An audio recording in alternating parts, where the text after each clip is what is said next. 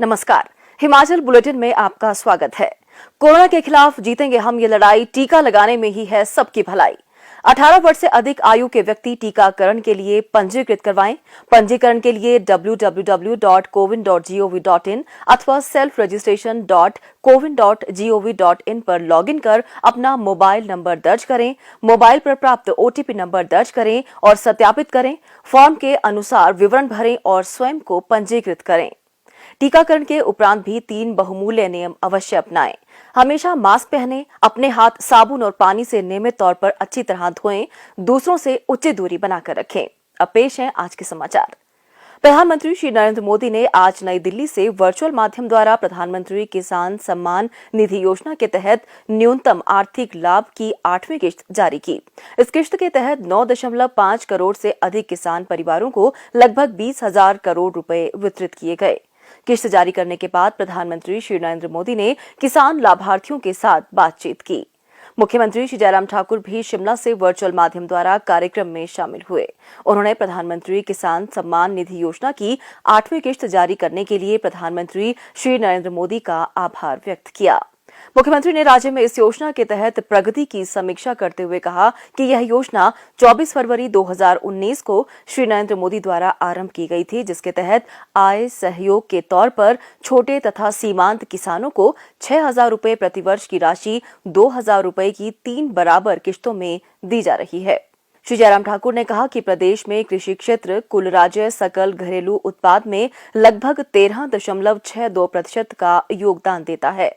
उन्होंने कहा कि राज्य में लगभग 9.97 लाख कृषक परिवार हैं, जिनमें से लगभग 89% छोटे और सीमांत किसान हैं।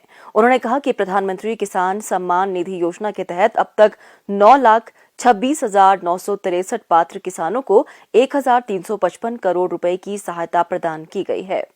मुख्यमंत्री ने कहा कि राज्य सरकार ने कृषि क्षेत्र के लिए विभिन्न योजनाओं के तहत वर्ष 2021-22 के लिए 642.47 करोड़ रुपए का बजट प्रावधान किया है। उन्होंने कहा कि राज्य सरकार ने किसान समुदाय को लाभान्वित करने के लिए मुख्यमंत्री नूतन पॉली हाउस परियोजना, कृषि से संपन्नता योजना, कृषि कोष, प्राकृतिक खेती खुशहाल किसान योजना, जायका चरण 2, जल से कृषि को बल योजना जैसी अनेक योजनाएं आरंभ की हैं।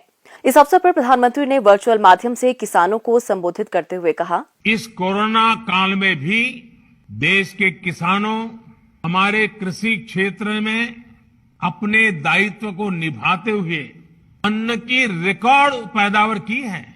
आप कृषि में नए नए तरीके आजमा रहे हैं। आपके प्रयासों को पीएम किसान सम्मान निधि की एक और किस्त और मदद करने वाली है।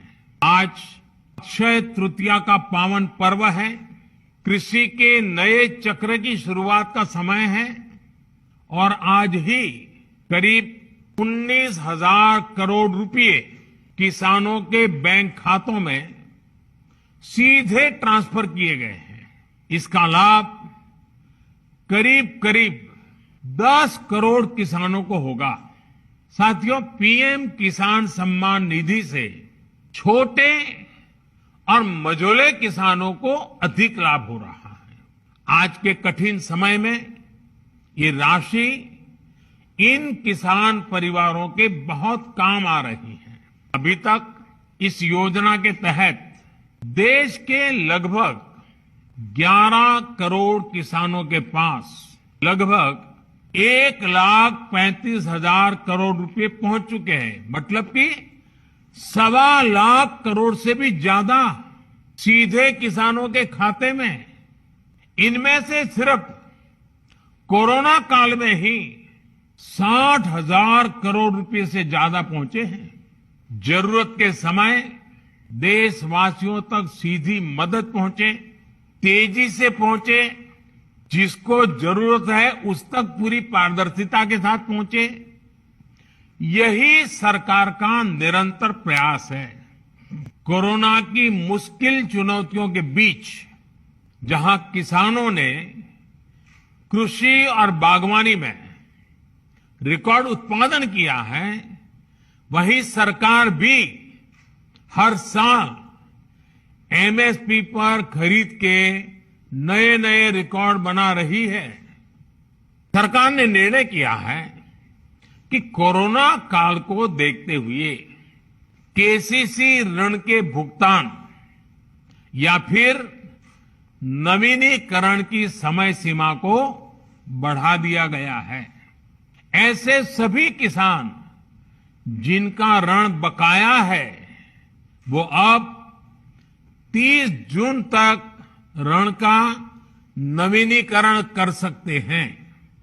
इस बढ़ी हुई अवधि में भी किसानों को 4% ब्याज पर जो ऋण मिलता है, जो लाभ मिलता है, वो लाभ भी चालू रहेगा, मिलता रहेगा। मुख्यमंत्री श्री जयराम ठाकुर के कुशल नेतृत्व में प्रदेश सरकार द्वारा कोविड-19 की चुनौती का दृढ़ता से मुकाबला किया जा रहा है।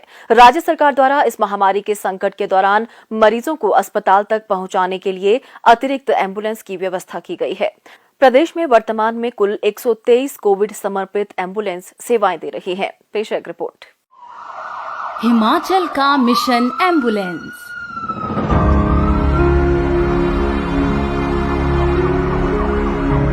कोविड-19 की चुनौतियों का हिम्मत से मुकाबला कर रही हिमाचल सरकार। मरीजों को सही समय पर सुरक्षा और सुगमता से अस्पतालों तक पहुंचाया जा सके, इसके लिए राज्य में चलाई जा रही हैं अतिरिक्त एम्बुलेंस सेवाएं। शिमला से मंडी जिले के धर्मपुर क्षेत्र के लिए चलाई गई आधुनिक एम्बुलेंस इन्हीं सेवाओं की झलक है। इस खास एम्बुलेंस में ऑक्सीजन आपूर्ति की सुविधा तो है ही, साथ ही एक समय में 2 मरीजों को ले जाया जा सकता है।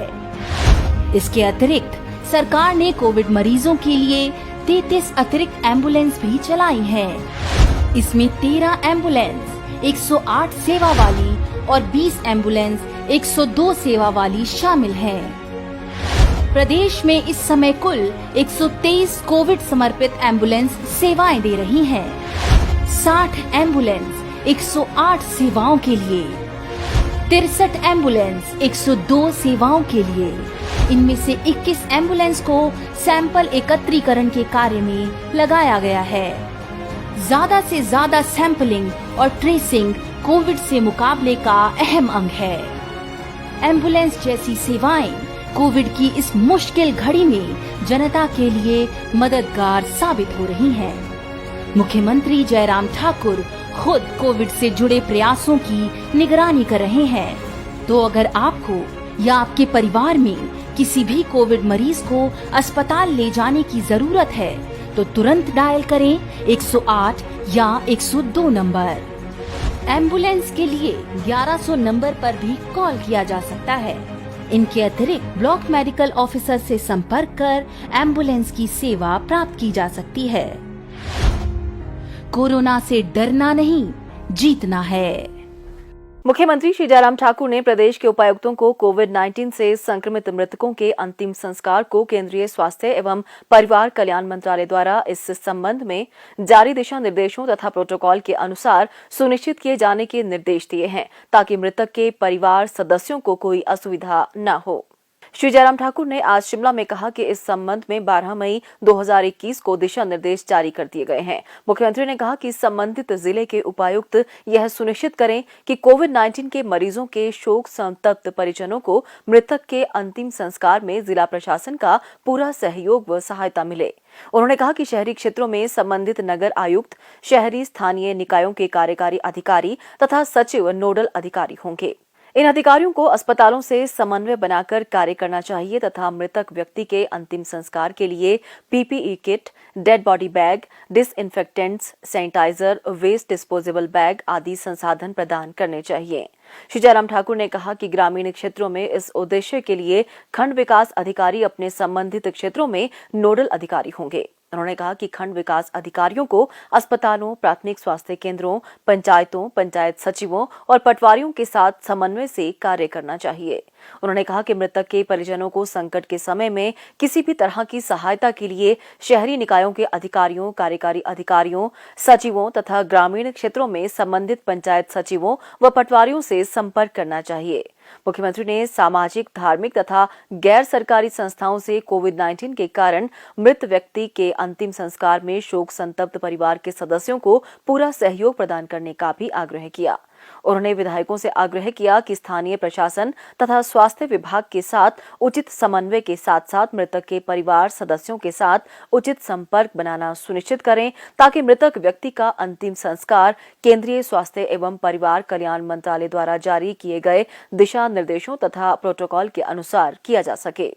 स्वास्थ्य एवं परिवार कल्याण विभाग द्वारा दोपहर 2 बजे जारी बुलेटिन के अनुसार प्रदेश में कोरोना संक्रमण की जांच के लिए आज 2,941 लोगों के सैंपल लिए गए, जिनमें से 578 लोगों की रिपोर्ट नेगेटिव पाई गई है, जबकि 2,272 लोगों की रिपोर्ट आना बाकी है। अभी तक 17,18,00,000 लोगों की जांच की जा चुकी है, जिनमें से 15,43,546 सैंपल की जांच नेगेटिव पाई गई है। प्रदेश में कुल 1,51,597 लोगों में कोरोना वायरस के संक्रमण की पुष्टि हुई है, जिनमें से 1,11,621 लोग इस बीमारी से ठीक हो चुके हैं और 37,789 व्यक्ति उपचाराधीन हैं। हिमाचल बुलेटिन देखने के लिए सब्सक्राइब करें YouTube channel DPR Himachal, follow करें ट्विटर @DPRHP, लाइक करें Facebook page information and public relations department Himachal Pradesh, visit करें वेबसाइट www.himachalpr.gov.in। इस अंक में इतना ही, कल फिर होगी मुलाकात। दीजिए इजाजत, नमस्कार।